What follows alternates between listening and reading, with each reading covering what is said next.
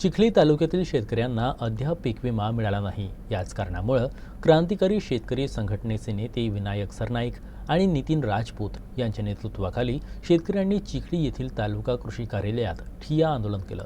सर्व गावकरी मंडळी जळगाव घुगे यांच्या वतीनं तालुका कृषी अधिकारी यांच्या कार्यालयामध्ये जळगाव घुगेचे सर्व शेतकरी हजर असून जोपर्यंत पीक विम्याचे जळगाव घुगे येथील पैसे पडत नाही तोपर्यंत सर्व शेतकरी इथून हलणार नाहीत अशी आमच्या जळगाव घुगे शेतकऱ्यांच्या वतीनं इथं भूमिका घेण्यात आलेली आहे।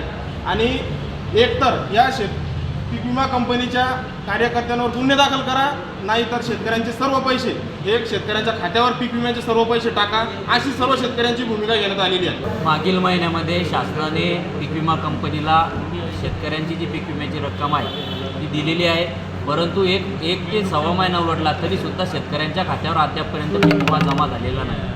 ज्या शेतकऱ्यांना पीक विमा जमा झाला त्या शेतकऱ्यांना अतिशय तुटपुंजा प्रमाणात रक्कम शेतकऱ्यांच्या खात्यावर जमा झाली। या सर्व मागण्या घेऊन आज आम्ही तालुका कृषी कार्यालयाचा ताबा घेतलेला आहे। जोपर्यंत शेतकऱ्याच्या खात्यावर पीक विम्याची रक्कम जमा होणार नाही तोपर्यंत आम्ही कार्यालय सोडणार नाही अशी भूमिका आम्ही शेतकऱ्यांनी घेतलेली आहे।